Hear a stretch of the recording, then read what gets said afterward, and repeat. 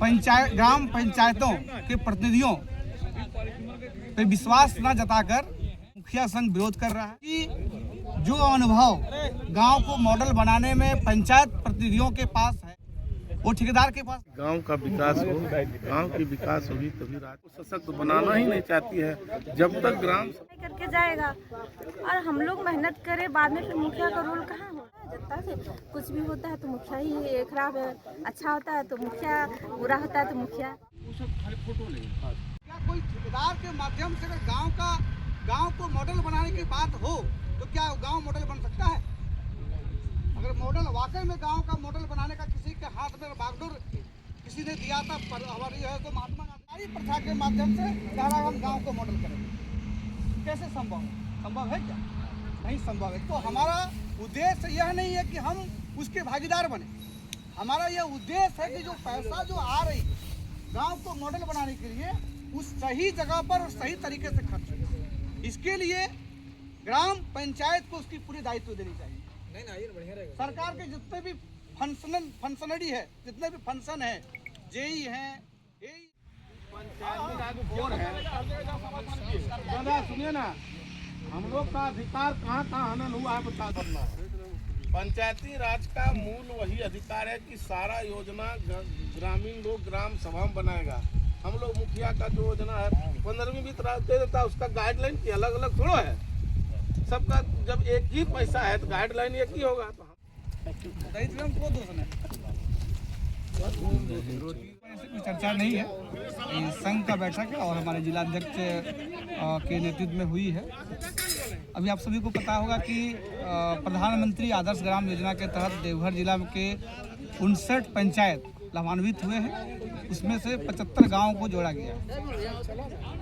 जो उस 75 गाँव को मॉडल बनाने के लिए प्रधानमंत्री जी का सपना है, उस सपना को साकार करने का बागडोर ग्राम पंचायतों को पूर्व से मिलते आ रहा है।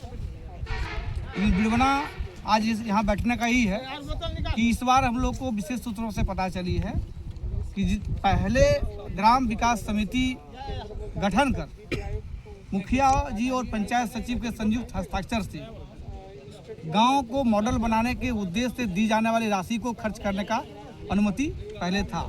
इस बार जो है सो टेंडर होने के लिए जो है सो सरकार इसकी तैयारी कर रही है।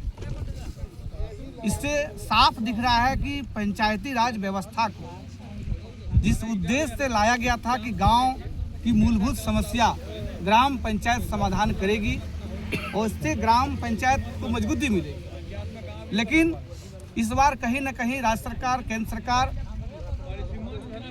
ग्राम पंचायतों के प्रतिनिधियों पे विश्वास न जताकर वो टेंडर करने की प्रक्रिया जो है सो सोच रही है, जिसका मुखिया संघ विरोध कर रहा है। क्योंकि जो अनुभव गांव को मॉडल बनाने में पंचायत प्रतिनिधियों के पास है वो ठेकेदार के पास नहीं हो सकता है। और हमारा उद्देश्य है कि हमारा गांव कैसे मॉडल बने, प्रधानमंत्री जी का जो विजन है वो कैसे 100% धरातल पर उसका इम्प्लीमेंटेशन हो। इसके लिए हम सरकार से और जिला प्रशासन से ये मांग करेंगे कि जो प्रधानमंत्री जी का जो उद्देश्य है गांव को मॉडल बनाने की जो राशि सरकार अभी 40 लाख रुपया इन 75 गाँव को दे रही है, यह राशि ग्राम पंचायत को दी जानी चाहिए और उनके देख रेख में उनको इसकी बागडोर सौंपी जाना चाहिए और उसके देख रेख में जो है सो ग्राम पंचायत की चयनित उस गांव को मॉडल बनाने में इनकी अहम भूमिका ग्राम पंचायत के प्रतिनिधियों को होनी चाहिए। इसका हम लोग जो है आज की बैठक में हमारा मुख्य उद्देश्य। तो ये मांग आज का जो कार्यक्रम है हुई है, किस विषय पर चर्चा हुई है, थोड़ा सा संक्षेप। सबसे पहले आपके इस चैनल के माध्यम से समस्त झारखंड वासियों, सारण वासियों को हार्दिक बधाई, अभिनंदन है एवं सभी मुखिया संघ के परिवार को, क्योंकि आज जो इस वनभोज मकर संक्रांति के अवसर पर जो यह कार्यक्रम रखी गई है, मकर संक्रांति का हार्दिक बधाई, अभिनंदन समस्त जनता जनार्दन को है एवं सभी जो आपके इस चैनल से जुड़े हुए हैं। सबसे पहले आज इस प्रकार का जो कार्यक्रम रखा गया, यह कार्यक्रम रखने का मेन उद्देश्य था कि इस दही चूड़ा के माध्यम से यहाँ के समस्त जो जनप्रतिनिधि है उसको एकजुट करना और हमारे संघ की मजबूती करना। क्योंकि भारत सरकार एक जो प्रधानमंत्री आदर्श ग्राम योजना के लिए चयनित किया गया है, कुछ हमारे देवघर जिला का 59 गाँव का लेकर के, तो वो ग्राम का प्रधानमंत्री आदर्श ग्राम की योजना के तहत विकास करने की बात थी। और गांधी की जो सपना है गांव की सरकार, तो गांव की सरकार को जो मजबूती होना था, ये केंद्र सरकार और राज्य सरकार दोहरी नीति के कारण जो हमारे पंचायत की शक्तियां को ये कमज़ोर करने का काम कर रहे हैं। हम सभी जनप्रतिनिधि, क्योंकि हम लोग 2010 में भी पहली बार चुन होकर के आए थे, और चूँकि मैं अनुसूचित जाति के अंतर्गत में मुखिया आता हूँ, और ये जो होती है हमारे प्रधानमंत्री आदर्श ग्राम योजना की जो बात होती है, इसमें देखा जाता है कि यह विकास की जो आती है उस गांव में राशि आती है और वहां ग्राम विकास समिति बनती है और उसके माध्यम से यह राशि को खर्च की जाती है, और जिससे जो है उस वहां की जनता को डायरेक्ट फायदा होती है। लेकिन अफसरशाही कहा जाए या केंद्र राज्य की जो इस प्रकार का पंचायती राज को जो शक्तियाँ को कम करने की जो मनसा बना ली है, जिससे इस प्रकार का ये ठेकेदारी प्रथा में योजनाएं चली जाएगी और जनता का जो काम होना चाहिए वह काम नहीं हो पाएगा। इसलिए इस बैठक के माध्यम से हम सभी मुखिया संघ को मजबूत करते हुए एक प्रखंड से लेकर राज्य की लड़ाई और फिर ये जिला स्तर से राज्य की लड़ाई लड़ेंगे। और जो व्यवस्था परिवर्तन की बात केंद्र और राज्य सरकार द्वारा की जा रही है, कहीं न कहीं हमारे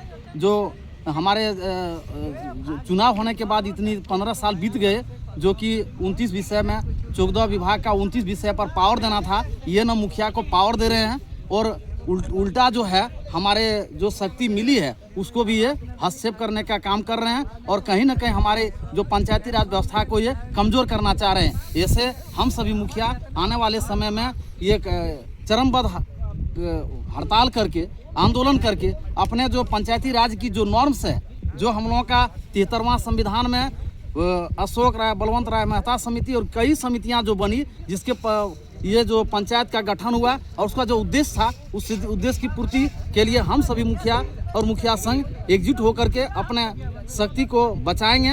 और चूँकि गांव की सरकार को मजबूत करने के लिए चाहे जैसे भी करना पड़ा वो करेंगे, क्योंकि चुनाव होने के बाद चूँकि हम लोग जो मुखिया हम लोग हैं, तो हमारे चूँकि हम लोग MA BEd वगैरह करके चूँकि और काफ़ी पंचायती एक्ट के बारे में जानकारी किए भी हैं, लेकिन लग रहा है कि इस बार को जो चुनाव है इसमें हम लोगों की अधिकार को क्षति करते हुए और कहीं ना कहीं मुखिया के पावरों को ये शक्ति को ये कमज़ोर करने का काम कर रहे हैं। इसलिए हम लोग चरणबद्ध तरीका से हड़ताल इसका आंदोलन करेंगे। इसलिए रूपरेखा इस बैठक में तैयार की जा रही है। मेरा नाम नंदकिशोर तुरी, मुखिया ग्राम पंचायत पथड़ा, प्रखंड सारठ, मुखिया संघ का अध्यक्ष सारठ। जिला अध्यक्ष से हम लोग बात करेंगे। मुखिया जी, यहाँ पे तमाम आपके देवघर जिले के तमाम मुखिया एकजुट हुए हैं, चूड़ा दही के बहाने एकजुट करवाए हैं। विशेष यहाँ पे क्या उद्देश्य रहा है? देखिए, भारत की आत्मा गांव में बसती है और सबका लक्ष्य है कि गांव का विकास हो। गांव की विकास होगी तभी राज्य की विकास होगा, और राज्य का विकास होगा तभी देश का विकास होगा। लेकिन इन दिनों राज्य सरकार और भारत सरकार दोनों मिलकर गांव की विकास करने का कोई इस तरह का षड्यंत्र रच रहा है जिससे विकास नहीं होगा। अगर भारत का विकास अमेरिका के लोगों के हाथों में दे दे तो भारत का विकास होगा। झारखंड का विकास अगर हम तमिलनाडु के मुख्यमंत्री के हाथ में दे दे तो झारखंड का विकास होगा। अगर हम गांव के सरकार बनाया हुआ है, गांव के सरकार, उस विकास वही गांव के सरकार कर सकता है जो वहाँ के लोग चयन किया है। लेकिन क्या क्या पंचायती राज से होता है कि जो ठेकेदारी प्रथा वो सब बंद होना चाहिए। लेकिन क्या किया कि दूसरे बाहर के ठेकेदारों को हमारे गांव के विकास के लिए उसको आगे कर रहा है। तो इस तरह में हमारे गांव को विकास नहीं होगा। जो सपना महात्मा गांधी का है, उनका सपना चूर हो रहा है। एक तरफ लड़ाई हमारे राज्य सरकार लड़ रहे हैं, मनरेगा में महात्मा गांधी का नाम हटा दिया, उसकी लड़ाई लड़ रहे हैं। अरे इधर भी तो नाम आप बचाइए। आपने कभी गांव को राशि देने का काम नहीं किया।